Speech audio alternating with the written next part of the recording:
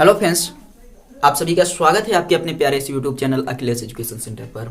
दोस्तों, जैसा कि आप सबको पता है, आज से क्लास 10th की मैराथन क्लास स्टार्ट होने वाली है, जिसमें हम लोग लगभग एक वीडियो में एक चैप्टर कवर करने का प्रयास करेंगे और आपके बोर्ड एग्जाम के पहले पहले सभी टॉपिक आपको करा दिए जाएंगे और उसके बाद फिर मोस्ट इंपॉर्टेंट क्वेश्चंस की सीरीज आपको लाते रहेंगे बीच बीच में। तो आप लोग वीडियो को पूरा देखिएगा। चैनल पर नए हैं सब्सक्राइब जरूर करिए, क्योंकि आज जो आपको पढ़ाने चल रहे हैं इसके बाद फिर इस टॉपिक से आपको दोबारा कभी भी किसी भी प्रश्न में कोई भी समस्या नहीं होगी, ये गारंटी है। तो हम लोग शुरू करेंगे सेशन की, लेकिन उसके पहले आप लोग सेशन को एक बार अपने सभी दोस्तों में, परिवारों में और रिश्तेदारों तक शेयर कर दीजिए, ताकि सभी लोग इस वीडियो को देख पाएं और बोर्ड एग्जाम की तैयारी मजबूत रख पाएं। स्टार्ट किया जाए। अपना जो टॉपिक है वो आज हम उठाएं पृष्ठीय क्षेत्रफल और आयतन। ये क्लास 10th की मैथ है यूपी बोर्ड से।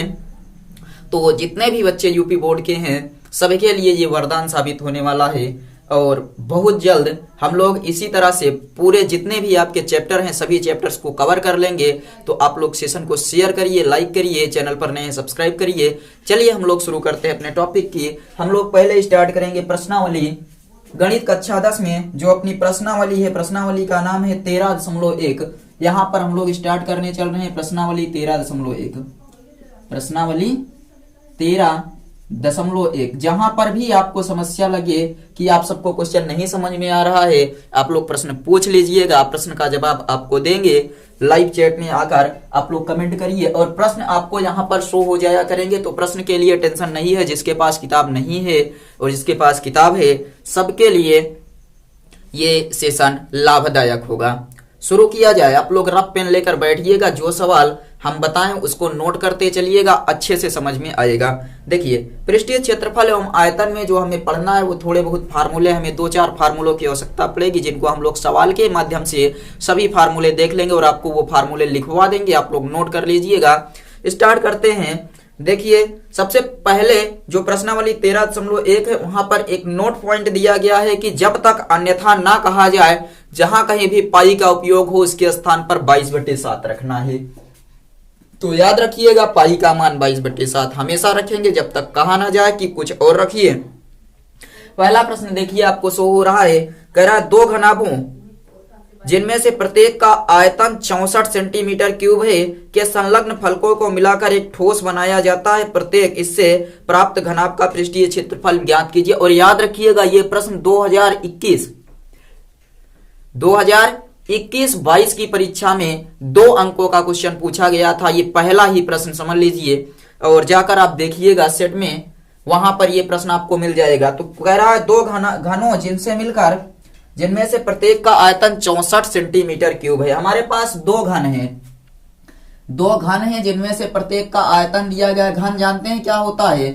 तो एक ऐसी आकृति जिसकी लंबाई, चौड़ाई और ऊंचाई तीनों समान हो, उसको हम लोग घन कहते हैं। लंबाई, चौड़ाई और ऊंचाई तीनों समान हो, उसे हम घन कहते हैं। इसी तरह से हमारे पास 2 घन हैं। कितने घन लिए गए हैं? 2 घन लिए गए हैं और जिनके क्या है? आयतन समान है। आयतन कितना है दोनों का? 64 सेंटीमीटर क्यूब। दोनों का आयतन 64 सेंटीमीटर क्यूब है। इनको मिलाकर एक घनाभ बनाया जाता है। देखिए, इनको मिलाकर एक घनाभ की रचना की जाती है। घनों को क्या किया जाता है? मिला देंगे और एक घनाभ बनाएंगे। तो आपको कह रहा है बताइए कि घनाभ का पृष्ठीय क्षेत्रफल कितना होगा। एक घनाभ बनाते हैं, फिर आपसे कह रहा है घनाभ का पृष्ठीय क्षेत्रफल कितना होगा, ये आपको बताना है। और ये बताना है आपको कि घनाभ का पृष्ठीय क्षेत्रफल कितना होगा।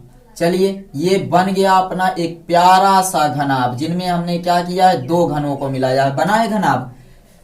2 घन हैं, घनों को मिलाकर एक घनाभ बनाया गया। और कह रहा है घन का आयतन जो दिया गया। अब हल यहां पर लिखते हैं, लिखेंगे हल। क्वेश्चन में देखिए, क्वेश्चन में आपको क्या दिया है? क्वेश्चन कह रहा है 2 घनों जिनमें से प्रत्येक का आयतन, तो आप लिखिएगा 1 घन का आयतन। 1 घन का आयतन बराबर दिया है 64 मीटर क्यूब। घन का आयतन कितना दिया है? 64 सेंटीमीटर क्यूब दिया है। आगे कह रहा है कि अगर घन का आयतन इतना होता है तो इसका किनारा कितना हो जाएगा? आप लोग बताइए तो। एक किनारा कितना हो जाएगा? 64 की घात 1/3, 4 चौक 16 चौको 64, अर्थात एक किनारा इसका जो हो जाएगा वो 4 सेंटीमीटर का हो जाएगा। एक किनारा कितने का हो जाएगा?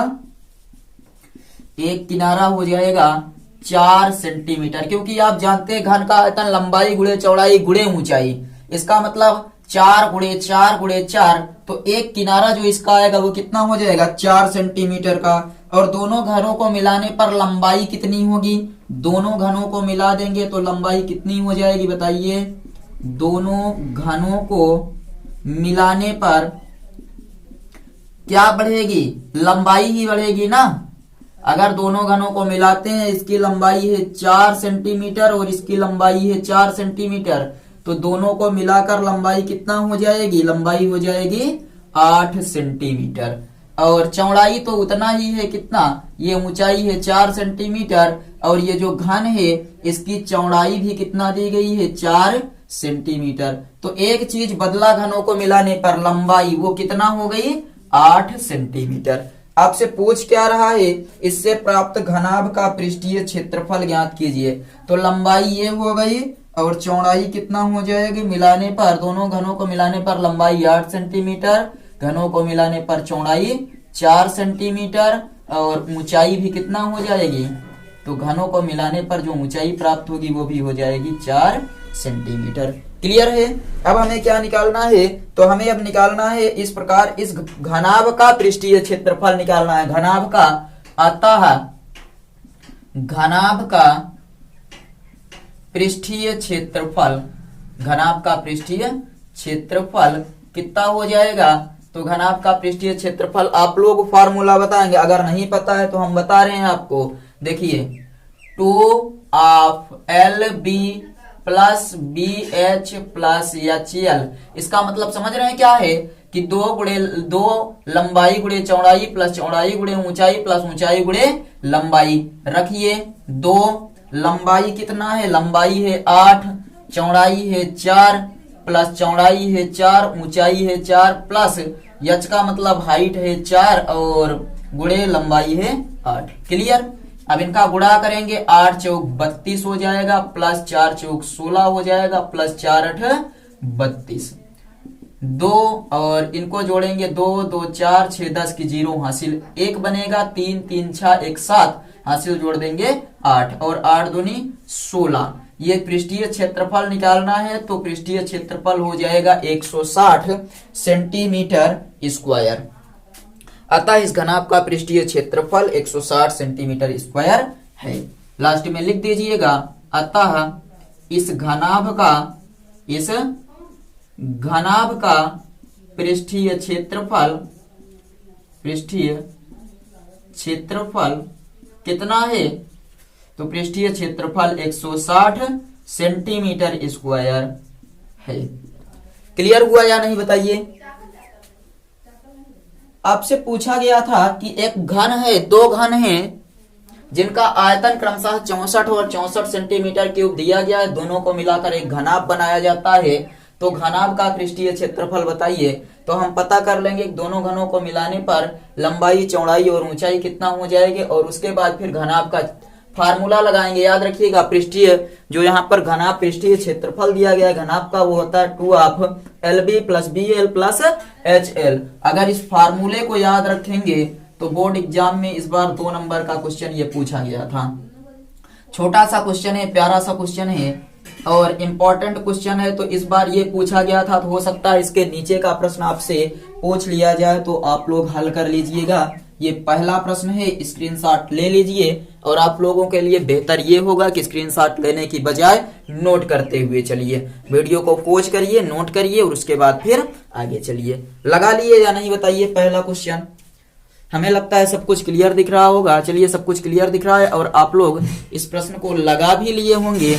आगे अब बढ़ा जाए अगले प्रश्न पर। स्क्रीनशॉट ले लिए हैं। चलिए दूसरा प्रश्न हम लोग देखते हैं, इसको आप लोग नोट कर लीजिए अगर ना नोट किए हों। चलिए प्रश्न नंबर 2 हम लोग देखते हैं। 13.1 का प्रश्न नंबर 2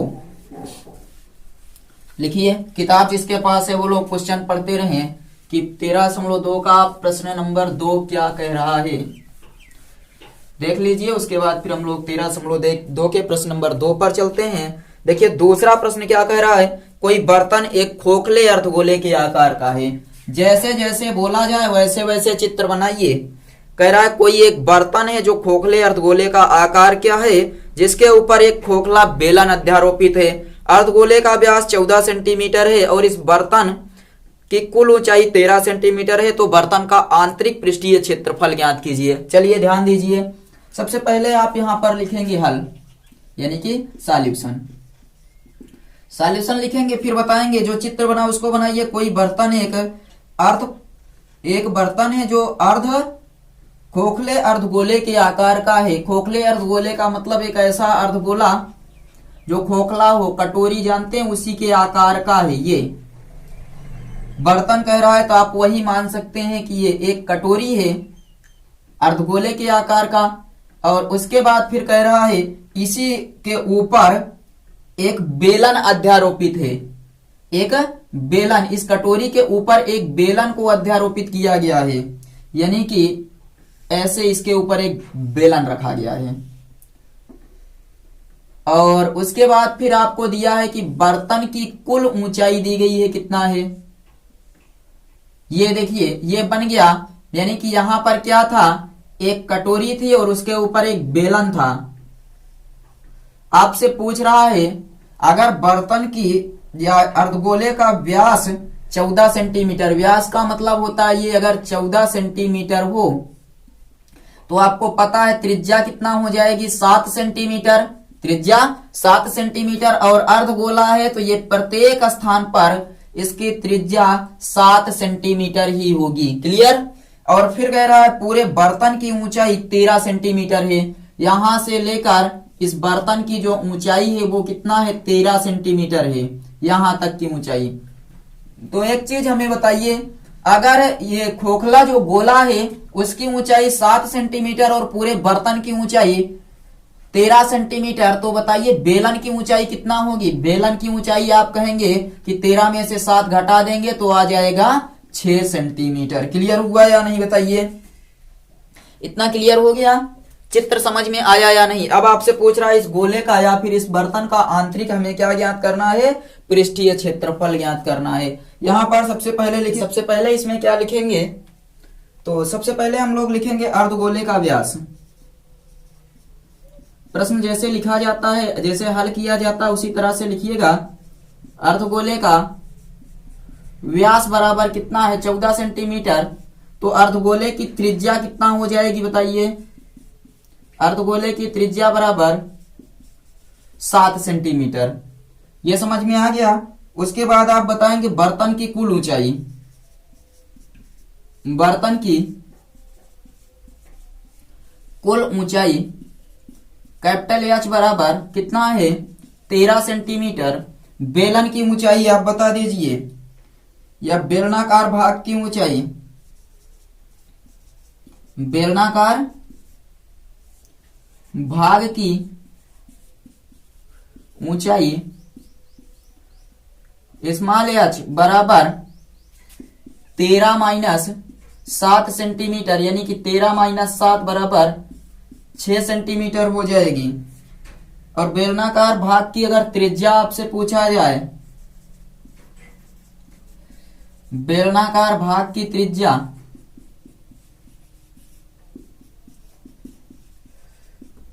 बराबर 7 सेंटीमीटर, ये भी कितना हो जाएगी, 7 सेंटीमीटर। अब बर्तन का आंतरिक पृष्ठीय क्षेत्रफल ज्ञात करना है तो लिखेंगे अतः बर्तन का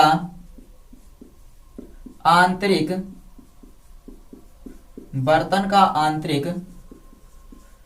पृष्ठीय क्षेत्रफल बराबर, आप लोग बताइए क्या होगा, अर्धगोले का क्षेत्रफल प्लस बेलन का क्षेत्रफल। क्या कर देंगे, जोड़ देंगे दोनों को। तो लिखिए बर्तन का आंतरिक पृष्ठीय क्षेत्रफल बराबर बेलन का क्षेत्रफल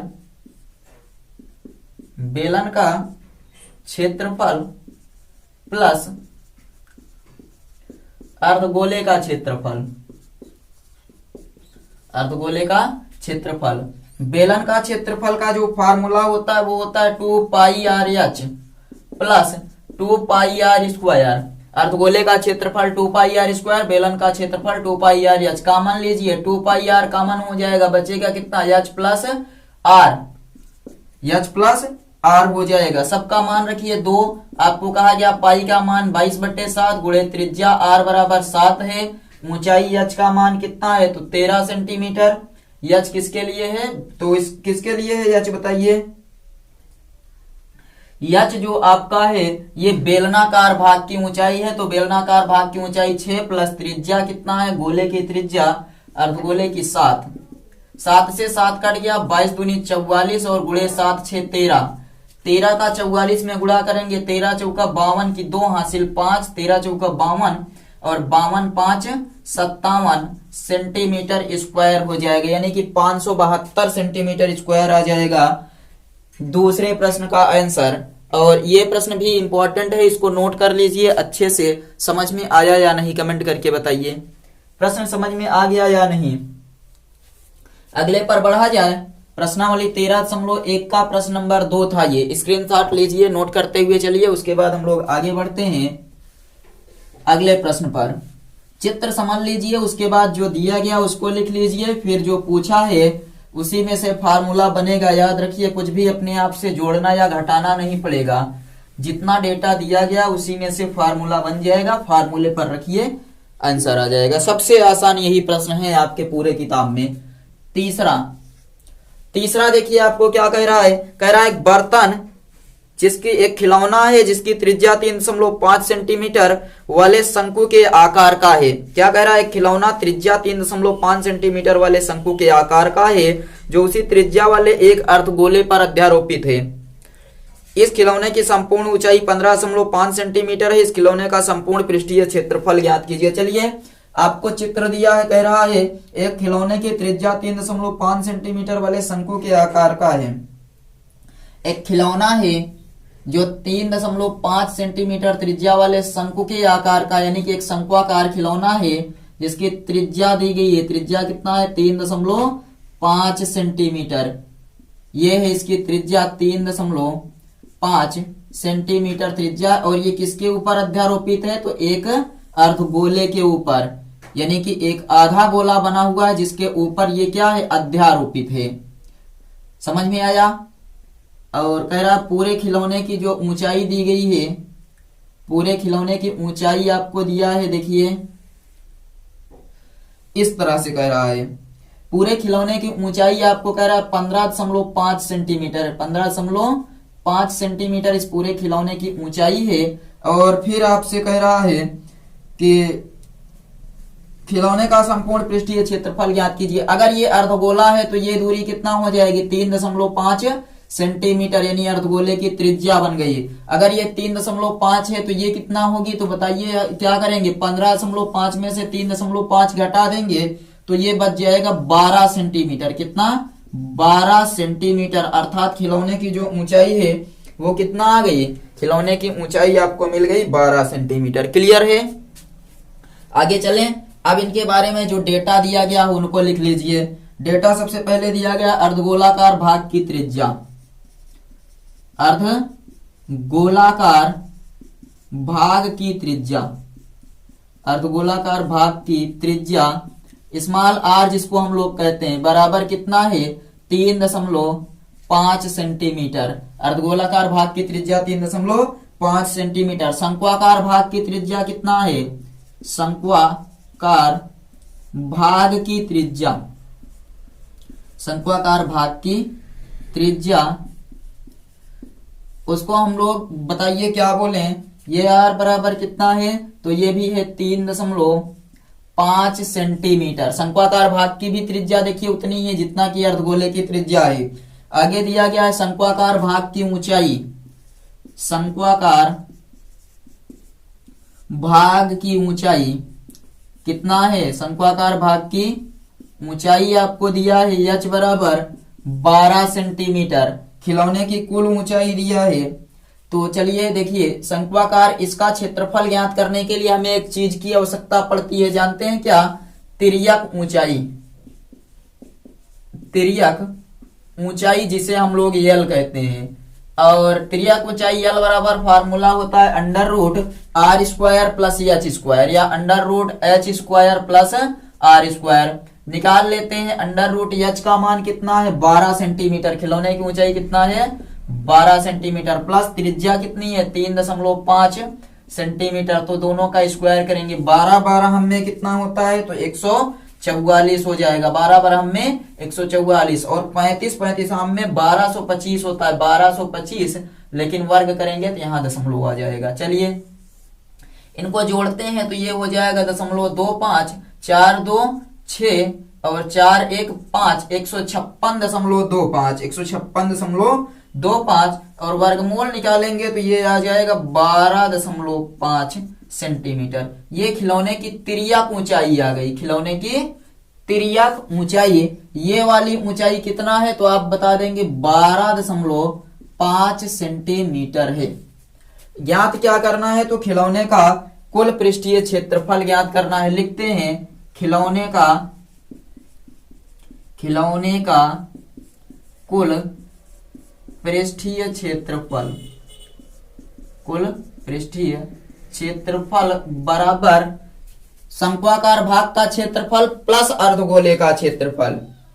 शंक्वाकार का क्षेत्रफल या आप ऐसे बता दीजिए शंक्वाकार भाग का क्षेत्रफल, शंक्वाकार का क्षेत्रफल प्लस अर्धगोले का क्षेत्रफल, अर्धगोले का क्षेत्रफल। बताइए शंक्वाकार क्षेत्रफल का फार्मूला आपको बताएं क्या होता है पाई आर एल। क्या हो जाएगा शंक्वाकार भाग का फार्मूला तो बताइएगा पाई आर एल होता है क्या चीज पाई आर एल प्लस अर्धगोले का क्षेत्रफल 2 पाई आर स्क्वायर। कुछ कॉमन होगा ले लीजिए, पाई आर कॉमन हो जाएगा, पाई आर कॉमन लेंगे तो यहां बचेगा L plus 2r, L plus 2r। Clear, सबका मान रखते हैं। यहां भी दिख रहा होगा एक बार पाई का मान कितना रख दें, आपको बोला है जब जरूरत पड़े तो पाई का मान 22/7 रखिए। त्रिज्या r बराबर कितना दी गई है 3.5, यल का मान त्रिज्या ऊंचाई 12.5 प्लस 2 गुणे ये r का मान 3.5। इधर हल करते हैं। यहां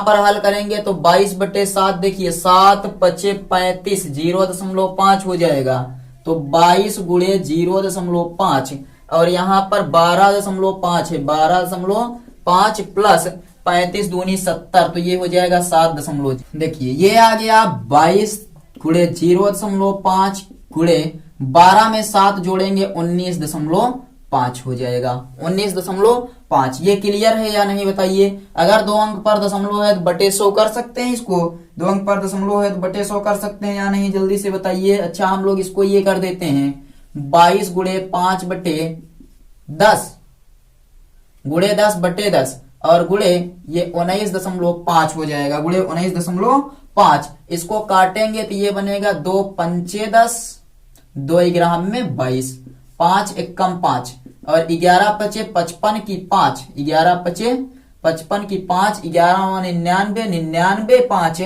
104 हासिल 10, 11 91 11 10 21 यानी कि 214.5 सेंटीमीटर स्क्वायर, 214.5 सेंटीमीटर स्क्वायर आ जाएगा इसका कैलकुलेशन। बताइए ये समझ में आया या नहीं। प्रश्न नंबर 3 आपको क्लियर हुआ या नहीं बताइए। अगर 3 क्लियर हो गया तो हम लोग चौथे पर चलते हैं। त्रिज्या ऊंचाई क्वेश्चन नंबर 4 देखिए, चौथा प्रश्न। चौथा देखिए ध्यान से क्या कह रहा है। चौथा कह रहा है भुजा 7 सेंटीमीटर वाले एक घनाकार ब्लॉक के ऊपर एक अर्धगोला रखा हुआ है। अर्धगोले का अधिकतम व्यास क्या हो सकता है, इस प्रकार बने ठोस का पृष्ठीय क्षेत्रफल ज्ञात कीजिए।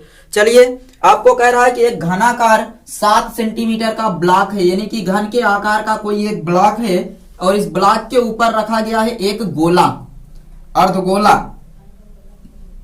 मान लीजिए ये घन हो गया, घनाकार ब्लॉक के ऊपर क्या रखा है एक अर्धगोला अध्यारोपित है। इसके ऊपर एक अर्धगोला रखा गया है। आपसे पूछ रहा है बताइए अर्धगोले का अधिकतम व्यास क्या हो सकता है। ये गोला अधिकतम कितनी गोलाई का हो सकता है, यानी अधिकतम व्यास इसका क्या हो सकता है। आपसे पूछा है कि बताइए अर्धगोला अधिकतम कितनी गोलाई का हो सकता है, यानी इसका व्यास अधिकतम कितना हो सकता है। चलिए सबसे पहले हमें क्या दिया गया है उसको हम लिख लेते हैं। हमें दिया गया है कि घनाकार ब्लॉक का एक किनारा कितने सेंटीमीटर का है। घनाकार ब्लॉक का एक किनारा बराबर 7 सेंटीमीटर दिया गया है। और घनाकार ब्लॉक का एक किनारा है तो अर्धगोले का अधिकतम व्यास कितना हो सकता है, जितना इसका किनारा होगा। अतः अर्धगोले का अधिकतम व्यास, अर्धगोले का अधिकतम व्यास बराबर 7 सेंटीमीटर हो जाएगा। अगर व्यास 7 सेंटीमीटर हो जाएगा तो त्रिज्या कितना हो जाएगी, इसलिए त्रिज्या बराबर हो जाएगी 7/2 सेंटीमीटर यानी 3.5 सेंटीमीटर त्रिज्या हो जाएगी। क्लियर हुआ। आगे देखिए आपसे पूछा गया है कि अर्धगोले से ढके एक वृत्त, यहां पर आपको ज्ञात करना है ठोस का पृष्ठीय क्षेत्रफल। ठोस का पृष्ठीय क्षेत्रफल बराबर घनाकार ब्लॉक का क्षेत्रफल प्लस अर्धगोले का क्षेत्रफल। और इस अर्धगोले के कारण एक गोला बन रहा है। यहां पर अर्धगोले के कारण एक गोला बन रहा है तो उसे हम वृत्त बोल देंगे कि अर्धगोले के कारण बने एक या अर्धगोले से ढके एक गोले का क्षेत्रफल। समझ में आया। चलिए लिखते हैं घनाकार ब्लॉक का क्षेत्रफल, घनाकार ब्लॉक का क्षेत्रफल प्लस अर्धगोले का क्षेत्रफल, अर्धगोले का क्षेत्रफल और माइनस करेंगे, क्योंकि देखिए ये जो गोला बन रहा है, ये अगला वाला जो वृत्त बन रहा है ये इसी घन पर बन रहा है, इसी घन पर बन रहा है, इसलिए कह देंगे अर्धगोले से ढके एक वृत्त का क्षेत्रफल। अर्धगोले से ढके एक वृत्त का क्षेत्रफल, अर्धगोले से ढके एक वृत्त का क्षेत्रफल। चलिए घनाकार ब्लॉक का क्षेत्रफल, तो घन का क्षेत्रफल क्या होता है जल्दी से बताइए। घन की भुजा क्या होती है, अगर a मान ले तो घन में 6 भुजाएं होती हैं, इसलिए घन का जो क्षेत्रफल बनेगा वो हो जाएगा 6a स्क्वायर, 6a स्क्वायर। और अर्धगोले का क्षेत्रफल क्या होता है तो 2πr स्क्वायर। अगर इसको मान ले कि 2πr स्क्वायर हो गया तो यहां पर होता है गोले का क्षेत्रफल πr स्क्वायर। क्लियर हुआ कि अर्धगोले का क्षेत्रफल 2πr स्क्वायर, घन का क्षेत्र वो गोले का क्षेत्रफल या वृत्त का क्षेत्रफल πr स्क्वायर। 6 घन का एक किनारा है 7 सेंटीमीटर का तो 7 का स्क्वायर प्लस 2 पाई का मान 22/7 गुणे r का मान कितना है 7/2 गुणे 7/2 माइनस पाई का मान रखिए 22/7 और r स्क्वायर का मान ऐसे समझिए। यहाँ पर थोड़ा सा एक चीज गायब कर देते हैं, 2πr स्क्वायर में से 1πr स्क्वायर घटेगा तो बचेगा πr स्क्वायर। समझ में आया या नहीं बताइए। 2 में से 1 घटाएंगे तो 1 बच जाएगा, ये होगा 6 गुणे 7 7 49 गुणे पाई का मान 22/7 गुणे 7/2 गुणे 7/2। देखिए 2 ग्राम में 22 7 एकम 7 49 गुणे 6 करेंगे तो ये आ जाएगा 49 गुणे 6 294। और यहाँ पर एक चीज ये लगा है प्लस, प्लस लगाएंगे यहाँ 11 7 77/2 यानी 294 प्लस 2 तिहाई 6 2 8 16 2 पंचे 10 38.5 आ गया। और इन दोनों को जोड़ दीजिए, जोड़ेंगे तो ये आ जाएगा 0.5 8 4 12 की 2 हासिल 1 9 3 12 1 13 की 3 और 2 1 3 अर्थात 332.5 सेंटीमीटर स्क्वायर बता देंगे। अतः ठोस का पृष्ठीय क्षेत्रफल, अतः ठोस का पृष्ठीय क्षेत्रफल, पृष्ठीय क्षेत्रफल 332.5 सेंटीमीटर स्क्वायर होगा। अतः ठोस का पृष्ठीय क्षेत्रफल 332.5 मीटर स्क्वायर होगा। ये हमें लगता है ये प्रश्न आपको समझ में आ गया होगा। अब अगले प्रश्न पर चलते हैं। प्रश्न नंबर 5 देखते हैं। देखिए 5वां प्रश्न क्या कह रहा है उसको ध्यान से देखिए। इस प्रश्न का स्क्रीनशॉट ले लिए या नहीं बताइए। चौथे प्रश्न का स्क्रीनशॉट हो गया। पांचवें पर चलते हैं अब। प्रश्न नंबर 5। प्रश्न नंबर 5 देखिए क्या कह रहा है। देखिए प्रश्न नंबर 5 कह रहा है घनाकार ब्लॉक के एक फलक के अंदर की ओर से काटकर एक अर्धगोलाकार गड्ढा इस प्रकार से बनाया जाता है कि अर्धगोले का व्यास घन के किनारे के बराबर हो, यानी कि अर्धगोले का व्यास घन के एक किनारे के बराबर हो। शेष बचे ठोस का पृष्ठीय क्षेत्रफल ज्ञात कीजिए। सबसे पहले आपको कह रहा है कि घनाकार ब्लॉक है, फलक को उसके एक फलक को अंदर से काटकर एक अर्धगोला बनाया जाता है। मान लीजिए ये एक घनाकार ब्लॉक है, घनाकार ये क्या है, ब्लॉक है, और इसको क्या किया जाता है, अंदर से ऐसे यहां से काटा जाता है और काटकर एक अर्धगोला बनाया जाता है। घनाकार ब्लॉक को काटकर एक अर्धगोला बनाया जाता है ऐसे। और आपको कह रहा है कि अर्धगोले का व्यास घन के किनारे के बराबर है, यानी जो इसका व्यास है वो हम मान लेते हैं कि यल के बराबर है। कितना है, इसकी लंबाई के बराबर है। आपसे पूछा शेष बचे ठोस का पृष्ठीय क्षेत्रफल ज्ञात कीजिए। तो सबसे पहले हम लोग मान लेते हैं कि माना अर्धगोले का व्यास, माना अर्धगोले का व्यास d बराबर यल है। d बराबर कितना है, यल। अतः त्रिज्या कितनी हो जाएगी बताइए। इसकी जो त्रिज्या हो जाएगी वो हो जाएगी r बराबर l/2, l/2 हो जाएगी। फिर आपसे क्या कह रहा है, घन का एक किनारा हम लोग मान लेते हैं a बराबर यल। घन का एक किनारा a बराबर यल है। सभी को क्या किया जाए, इकाई माना जाए कि इकाई में है, कोई भी इकाई ले सकते हैं, ये भी इकाई और इसको भी क्या करते हैं, इकाई मान लेते हैं। अब आपसे पूछा है कि अगर इसको काटकर निकाल दिया जाता है तो शेष बचे घन का या घनाकार ब्लॉक का क्या बताना है, बताइए कि क्षेत्रफल क्या होगा। तो शेष बचे ठोस का पृष्ठीय क्षेत्रफल लिखते हैं। शेष बचे ठोस का पृष्ठीय क्षेत्रफल, शेष बचे ठोस का पृष्ठीय क्षेत्रफल बराबर सबसे पहले घन का क्षेत्रफल, अर्धगोले का क्षेत्रफल, अर्धगोले के कारण बने एक गोले का क्षेत्रफल। तो लिखिए घनाकार ब्लॉक का क्षेत्रफल, घनाकार ब्लॉक का क्षेत्रफल प्लस अर्धगोले का क्षेत्रफल प्लस अर्धगोले का क्षेत्रफल और माइनस अर्धगोले से ढके एक या अर्धगोले से ढके एक वृत्त का क्षेत्रफल, अर्धगोले से ढके एक वृत्त का क्षेत्रफल। चलिए घनाकार ब्लॉक का क्षेत्रफल आपको बताए थे क्या होता है, जल्दी से बताइए। पिछले वाले में भी आपको बताए थे कि 6a² हो जाएगा प्लस अर्धगोले का क्षेत्रफल होता है 2πr² और वृत्त का क्षेत्रफल πr²। इतना क्लियर हुआ।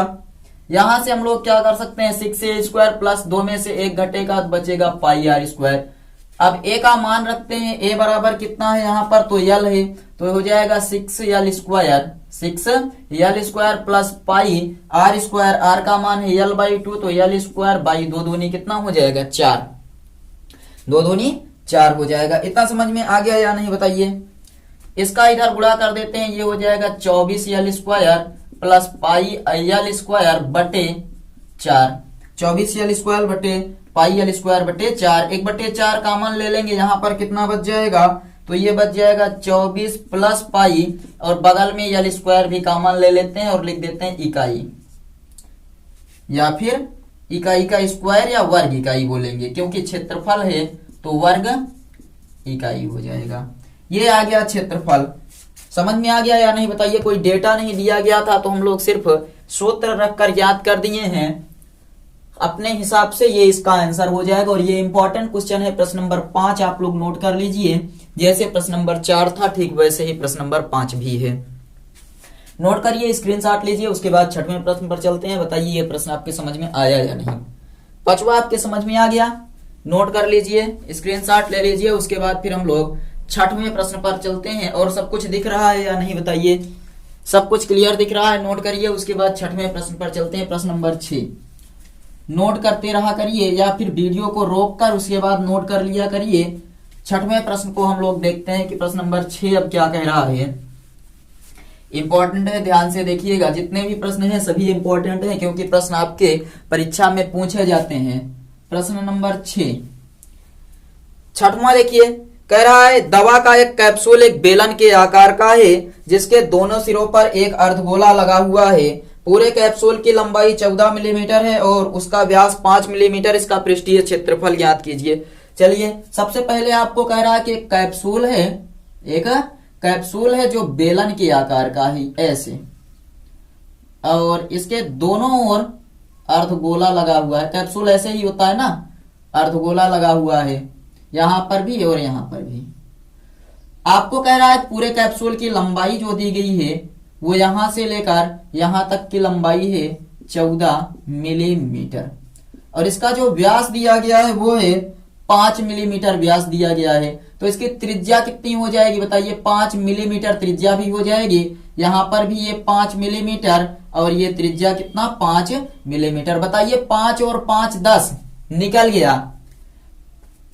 ऐसे समझिए व्यास 5 है तो ये बचेगा 2.5 2.5 मिलीमीटर, और ये भी हो जाएगा 2.5 मिलीमीटर। तो अगर ये 2.5 और ये 2.5 निकल गया तो बेलन का कितना बचा, 14 में से 5 निकला तो 9 मिलीमीटर बच गया। यानी बेलन की लंबाई कितना बच गई, 9 मिलीमीटर। समझ में आया। अब पूरे कैप्सूल की लंबाई तो 14 दिया ही था। अब हम लोग यहां पर लिखते हैं कि अर्धगोले का व्यास मानते हैं कैपिटल डी माना, या फिर वैसे ही अर्धगोले का व्यास, अर्धगोले का व्यास कैपिटल डी बराबर कितना है 5 मिलीमीटर, और अर्धगोले के व्यास के बराबर इसका बेलन का व्यास है, तो बेलन का व्यास भी कितना हो जाएगा 5 मिलीमीटर ही हो जाएगा। त्रिज्या देख लेते हैं, इसकी त्रिज्या कितना हो जाएगी, तो 5/2 मिलीमीटर त्रिज्या हो जाएगी। 5/2 मिलीमीटर अर्धगोले की त्रिज्या हो जाएगी। अब बेलन का व्यास मान लेते हैं, बेलन का व्यास स्मॉल डी बराबर कितना, बेलन का व्यास भी 5 मिलीमीटर है, तो त्रिज्या कितनी हो जाएगी, इसकी भी त्रिज्या हो जाएगी 5/2 मिलीमीटर। इतना समझ में आ गया या नहीं बताइए। बेलन की जो ऊंचाई है, बेलन की ऊंचाई बराबर पूरे कैप्सूल की ऊंचाई में से आप दो अर्धगोलों की ऊंचाई को क्या करेंगे, घटा देंगे। यानी कि 14 में से ये 2.5 और 2.5 5 घटाएंगे तो कितना आ जाएगा 9 मिलीमीटर। बेलन की ऊंचाई कितना आ गई, 9 मिलीमीटर आ गई। अब इसके बाद क्या करना है, हमें पृष्ठीय क्षेत्रफल ज्ञात करना है। तो पृष्ठीय क्षेत्रफल के लिए देखिए, एक बेलन का क्षेत्रफल प्लस 2 अर्धगोले का क्षेत्रफल। लिखते हैं कैप्सूल का पृष्ठीय क्षेत्रफल बराबर, कैप्सूल का पृष्ठीय क्षेत्रफल बराबर 2 अर्धगोले का क्षेत्रफल प्लस एक बेलन का वक्र पृष्ठीय क्षेत्रफल। वही कहेंगे 2 अर्धगोले का वक्र पृष्ठीय क्षेत्रफल, 2 अर्धगोले का वक्र पृष्ठीय, 2 अर्धगोले का वक्र पृष्ठीय क्षेत्रफल प्लस बेलन का वक्र पृष्ठीय क्षेत्रफल, बेलन का वक्र पृष्ठीय क्षेत्रफल। क्लियर हुआ। 2 अर्धगोले का क्षेत्रफल तो 2 अर्धगोले का क्षेत्रफल 2πr² प्लस बेलन का क्षेत्रफल लिखते हैं, बेलन का क्षेत्रफल 2πrh।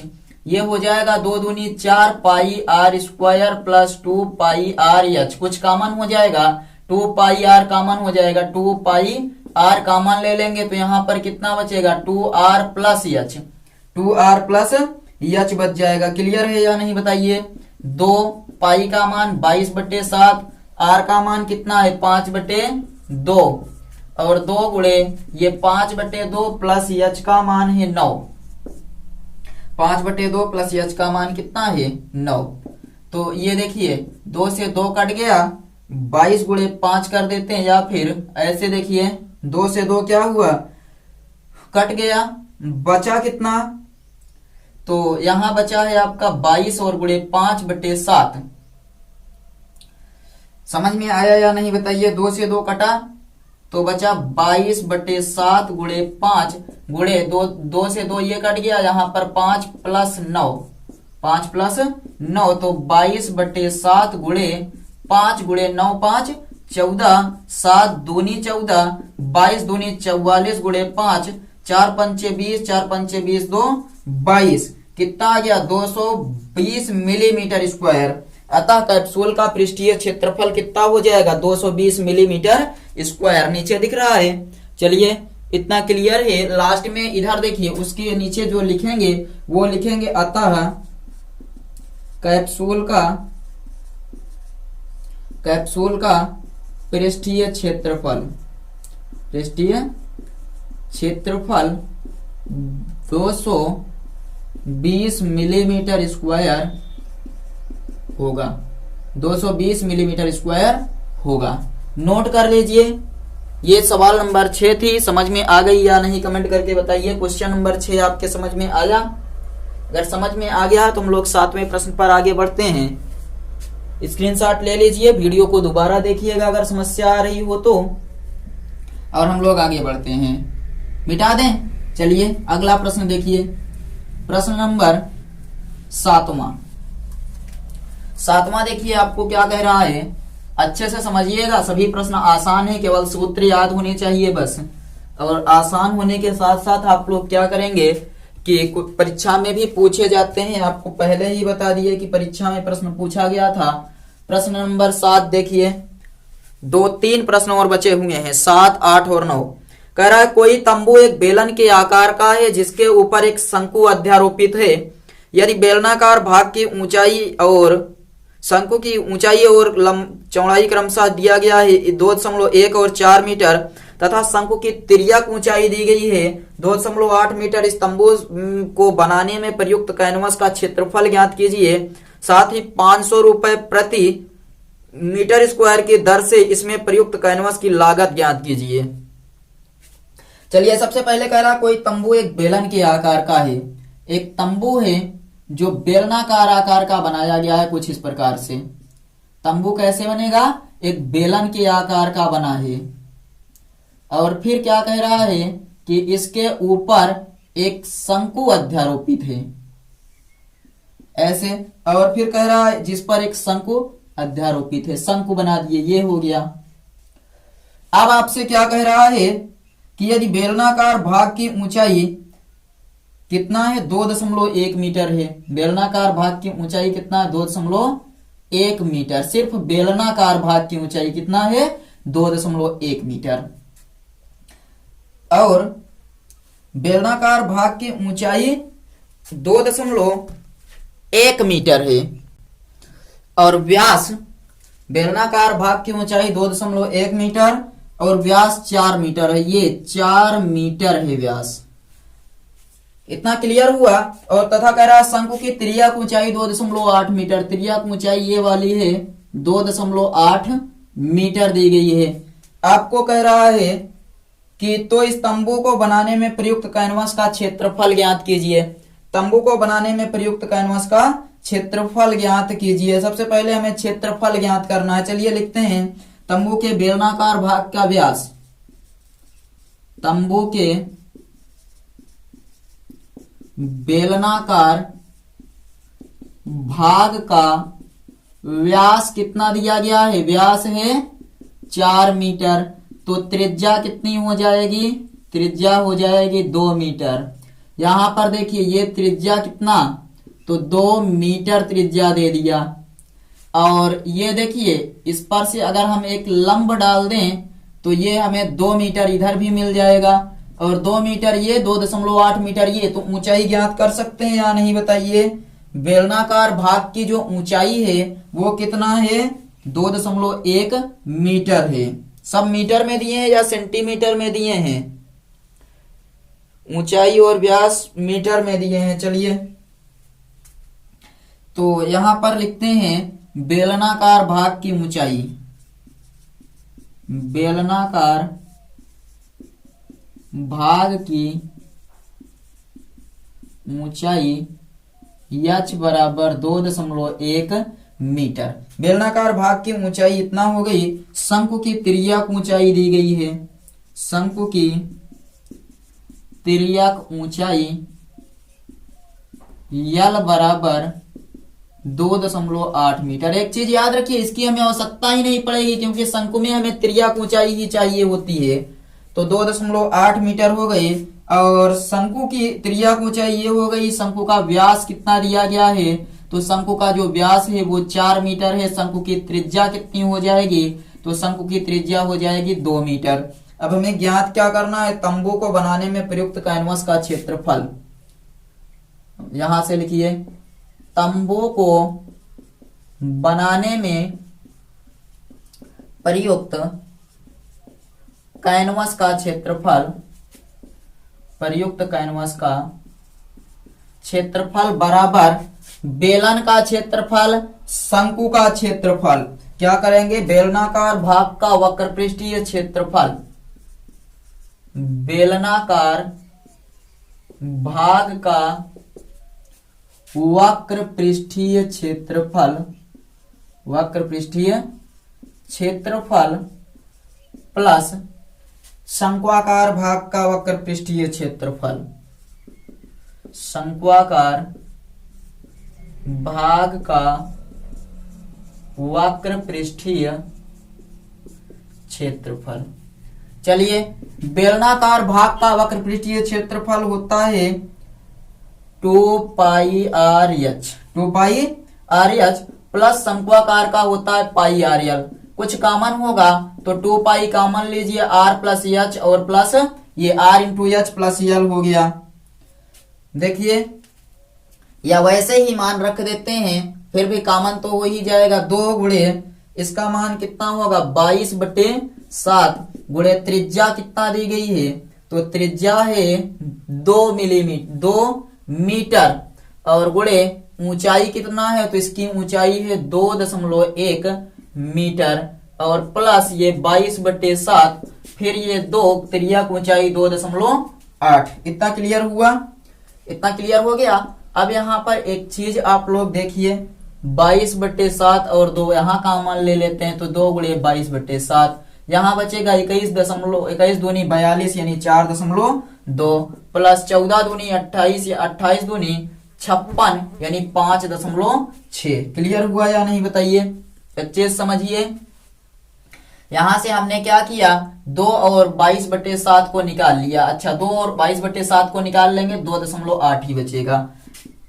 ये हो जाएगा 2 गुणे 22/7 और गुणे 8 2 10 4 2 6 1 7, 7 से 7 कट गया, 22 दूनी 44 और ये हो जाएगा मीटर स्क्वायर, 44 मीटर स्क्वायर आ गया। अब आपसे ये तो हो गया। अतः कैनवस को, ये तंबू को बनाने में प्रयुक्त कैनवस का क्षेत्रफल, अतः तंबू को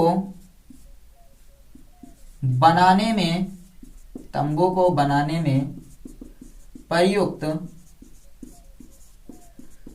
कैनवस का क्षेत्रफल, तंबू को बनाने में प्रयुक्त कैनवस का क्षेत्रफल 44 मीटर स्क्वायर होगा। अब लागत आपसे पूछा है तो लागत कितना हो जाएगी? लागत बराबर कितना? 1 मीटर स्क्वायर की कीमत कितना है? तो आपको कह रहा है 1 मीटर स्क्वायर की जो कीमत है 500 रुपए प्रति मीटर स्क्वायर है, तो 500 से गुणा कर दीजिए, गुणे 44 मीटर स्क्वायर। ये हो जाएगा, 2 जीरो लगा दिए, 5 चौक 20, 5 चौक 20 2 22। कितना रुपए आ गए? तो आपके जो पैसे आए हैं वो 22,000 रुपए होगी उसकी लागत। यानी 44 मीटर स्क्वायर तंबू का जो कैनवस का बनाना है तंबू, उसमें कितने की लागत आएगी? 22,000 रुपए की लागत आएगी और 44 मीटर स्क्वायर कैनवस का प्रयोग किया जाएगा। नोट कर लीजिए, ये प्रश्न नंबर 7 था। बहुत आसान क्वेश्चन है, हमें लगता है आपको समझ में आया होगा और सब कुछ दिख रहा है। अच्छे से नोट कर लीजिए, जो नहीं दिख रहा उसको हम बोल ही दिए हैं तो कोई समस्या नहीं है। चलिए प्रश्न नंबर 8 देखिए। 8वां प्रश्न क्या कह रहा है उसको ध्यान दीजिएगा। आपसे कह रहा है कि ऊंचाई 2.4 सेंटीमीटर और व्यास 1.4 सेंटीमीटर वाले एक ठोस बेलन बनाया गया है, जिसकी आपको कह रहा है ऊंचाई जो दी गई है, बेलन की ऊंचाई वो कितना दी गई है, तो कह रहा है बेलन की ऊंचाई 2.4 सेंटीमीटर है, 2.4 सेंटीमीटर है। और इस बेलन का व्यास दिया गया है, तो व्यास कितना दिया है, तो व्यास कह रहा है कि इस बेलन का व्यास 1.4 सेंटीमीटर है। ये पूरा व्यास 1.4 सेंटीमीटर दिया गया है। किया क्या जाता है, तो कह रहा है कि इस ऊंचाई का एक बेलन है, बेलन में से इसी ऊंचाई और इसी व्यास वाला एक शंक्वाकार खोल काट लिया जाता है। इसी ऊंचाई का एक शंकु काटते हैं इसके अंदर से, तो ये मान लीजिए कि हम यहाँ पर इसी ऊंचाई का, ये इसकी ऊंचाई हो गई शंकु की, और इसी व्यास का एक क्या करते हैं, इस बेलन से एक शंकु निकाल लेते हैं। ये 1.4 इसका व्यास हो गया सेंटीमीटर, और शंकु की ऊंचाई कितना दी गई है, तो शंकु की ऊंचाई जो दी गई है वो है 2.4 सेंटीमीटर। कह रहा इतने सेंटीमीटर का एक शंकु निकाल लेते हैं। तो आपसे पूछ रहा है कि बताइए शंक्वाकार या ठोस शेष बचे ठोस का निकटतम वर्ग सेंटीमीटर तथा तक पृष्ठीय क्षेत्रफल ज्ञात कीजिए। समझिए, एक बेलन था जिसकी ऊंचाई 2.4 सेंटीमीटर थी और उसका व्यास 1.4 सेंटीमीटर दिया गया था। कह रहा है इसी बेलन के अंदर से बेलन के बराबर ऊंचाई और बराबर व्यास का एक शंकु काट कर निकाल लिया जाता है। और आपसे अब पूछ रहा है बताइए शेष बचे बेलन का पृष्ठीय क्षेत्रफल कितना होगा। तो चलिए देखते हैं, यहां पर लिखते हैं। यहां नीचे देखिए, काटे गए शंकु की ऊंचाई, काटे गए शंकु की ऊंचाई h बराबर 2.4 सेंटीमीटर। अगर ऊंचाई 2.7 सेंटीमीटर, इसकी त्रिज्या कितनी हो जाएगी 0.7, 0.7 ही होगी इसकी त्रिज्या। त्रिज्या कितना हो जाएगी, त्रिज्या बराबर 0.7 सेंटीमीटर हो जाएगी। इतना क्लियर है। अब तिर्यक ऊंचाई ज्ञात कर लेते हैं। शंकु की तिर्यक ऊंचाई, शंकु की तिर्यक ऊंचाई ज्ञात करते हैं। L बराबर √h² प्लस r²। L बराबर √h का मान कितना है 2.4 का स्क्वायर प्लस r का मान है 0.7 का स्क्वायर, 0.7 का स्क्वायर। वर्ग करते हैं तो 24 24 हम में 576 यानी 5.76 प्लस 7 49 यानी कि 0.49 आ जाएगा। इन दोनों को जोड़ेंगे तो 9 6 15 7 4 11 1 12 5 1 6 6.25, ये 25 का वर्ग है यानी 2.5। L बराबर कितना हो जाएगा 2.5 सेंटीमीटर। तिर्यक ऊंचाई आ गया 2.5 सेंटीमीटर। अब शेष बचे ठोस का पृष्ठीय क्षेत्रफल काट कर निकाला गया, तो यहां लिखेंगे शेष बचे ठोस का पृष्ठीय क्षेत्रफल बराबर क्या क्या करेंगे, बेलन का क्षेत्रफल, शंकु का क्षेत्रफल। अगर बेलन में से शंकु को क्या करना पड़ेगा हमें, शंकु का वक्र पृष्ठीय क्षेत्रफल ऐड करेंगे और उसके बाद फिर ये पेंदी का क्षेत्रफल क्या करेंगे, पेंदी के क्षेत्रफल को भी इसी में जोड़ देंगे। लिखते हैं, चलिए लिखिए बेलन का वक्र पृष्ठीय क्षेत्रफल, बेलन का वक्र पृष्ठीय क्षेत्रफल प्लस शंकु का वक्र पृष्ठीय क्षेत्रफल, शंकु का वक्र पृष्ठीय क्षेत्रफल प्लस ये बर्तन जो है या शंकु की पेंदी आप कह सकते हैं, शंकु की पेंदी का क्षेत्रफल लिख दीजिए। बेलन के पेंदी का, ये बेलन बनाए ना इस बेलन, तो बेलन के पेंदी का क्षेत्रफल, बेलन के पेंदी का क्षेत्रफल। चलिए बेलन का वक्र पृष्ठीय क्षेत्रफल कितना होता है 2 पाई r h, शंकु का वक्र पृष्ठीय क्षेत्रफल पाई r l, बेलन के पेंदी का, पेंदी किस आकार की है गोलेकार की, तो गोला का क्षेत्रफल क्या होता है पाई r स्क्वायर होता है। यहाँ कुछ कॉमन होगा तो पाई आर कॉमन हो जाएगा, पाई आर कॉमन ले लेते हैं, 2h बचेगा, यहाँ पर यल बचेगा, यहाँ पर आर बचेगा। 22/7 और आर का मान कितना है, तो आर का मान है 0.7, 0.7। 2h 2 गुणे h का मान कितना है, ऊंचाई 2.4 प्लस यल का मान कितना है, तिर्यक ऊंचाई तो 2.5 प्लस त्रिज्या आर का मान कितना है, तो 0.7 है। सबको जोड़ते हैं, यहां पर देखिए करेंगे 10 से गुणा 10 से भाग, तो ये हो जाएगा 7 बटे यानी 70, ये बन जाएगा 70, 7/10 और 7 से 7 कटेगा तो यहां पर देखिए ऐसे लिखते हैं 22/7 गुणे 7/10 और ये 24 दूनी 48 हो जाएगा, 4.8 प्लस 2.5 प्लस 0.7, ये 7 से 7 कट गया, 22/10 और ये 48 में 25, 0.7, 8 5 13, 13 7 20 की 0 हासिल 2 हो जाएगा, 4 2 6, 6 2 8 आ गया, ये 8.0 हो गया। अब इनको क्या करते हैं, इधर गुणा करेंगे तो 2 8 16, 2 8 16 1 17, 176/10 हो जाएगा। 176/10 का मतलब है 17.6 सेंटीमीटर स्क्वायर आ जाएगा। यानी कि आप कह सकते हैं कि हमें सेंटीमीटर में पृष्ठीय क्षेत्रफल ज्ञात करना था, जो कि सेंटीमीटर में ज्ञात हो चुका है। क्लियर है या नहीं बताइए। ये प्रश्न नंबर 8 था। 8वां समझ में आ गया। 9वें पर चला जाए। प्रश्न नंबर 9वें पर चलिए चलते हैं। सब लोग सेशन में जुड़े रहिए। लास्ट प्रश्न है 13.1 का आखिरी प्रश्न। तो यहां लिखिए, अब 13.1 का आखिरी प्रश्न है। स्क्रीनशॉट इसका ले लीजिए। इधर का जो लोग नोट कर रहे हैं नोट करते रहिए। हम लोग चलते हैं 9वें प्रश्न पर। 9वां प्रश्न देखिए क्या दिया गया है। 8वां समझ में आ गया या नहीं, सब लोग कमेंट करके बताइए। अगला कह रहा है, लकड़ी के ठोस बेलन के प्रत्येक सिरे पर एक अर्धगोला खोदकर निकालते हुए एक वस्तु बनाई जाती है और जैसा कि आकृति में दर्शाया गया है। फिर कह रहा है, यदि बेलन की ऊंचाई 10 सेंटीमीटर है और आधार की त्रिज्या 3.5 सेंटीमीटर, तो वस्तु का संपूर्ण पृष्ठीय क्षेत्रफल ज्ञात कीजिए। चलिए, हमारे पास एक बेलन था, एक क्या था, बेलन था, और बेलन कुछ इस प्रकार से लिया जाता है। तो ले लिए बेलन।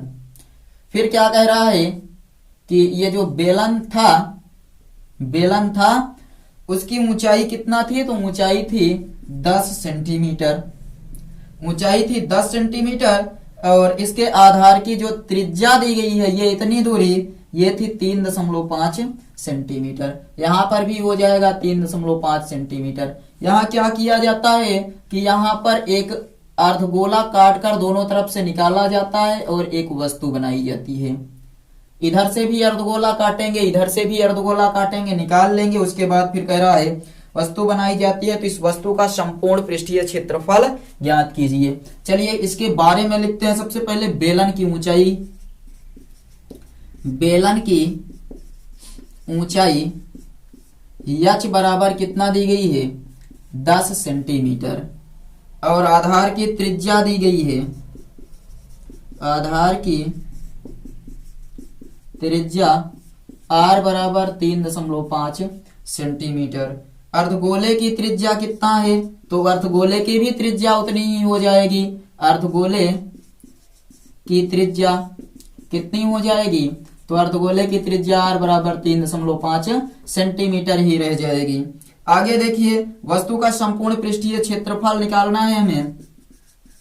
वस्तु का संपूर्ण पृष्ठीय क्षेत्रफल, संपूर्ण पृष्ठीय क्षेत्रफल ज्ञात करना है।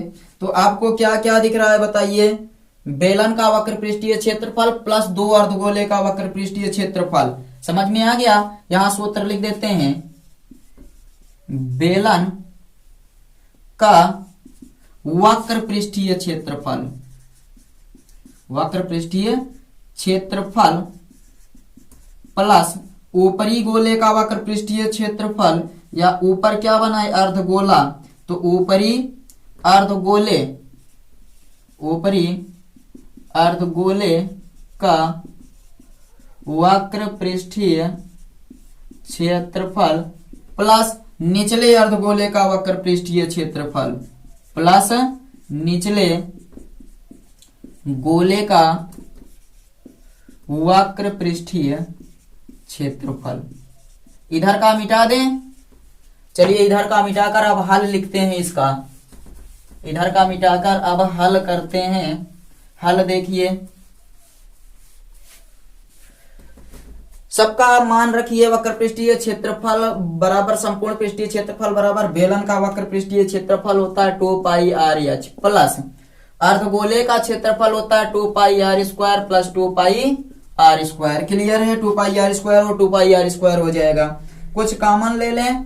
चलिए कुछ कॉमन ले लेते हैं। 2 पाई आर कॉमन ले लेते हैं। यहाँ बचेगा एच प्लस आर यानी कि 2 पाई आर कॉमन ले लिए, एच प्लस 2 आर।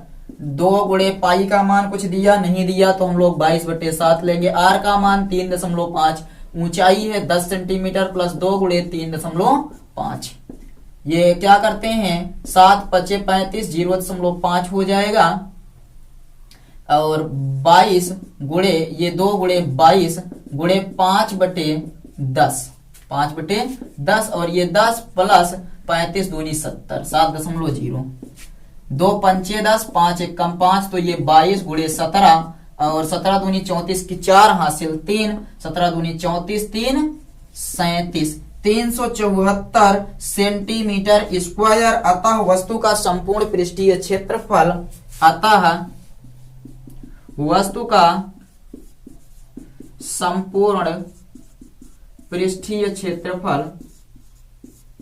संपूर्ण पृष्ठीय क्षेत्रफल कितना होगा 374 सेंटीमीटर स्क्वायर होगा।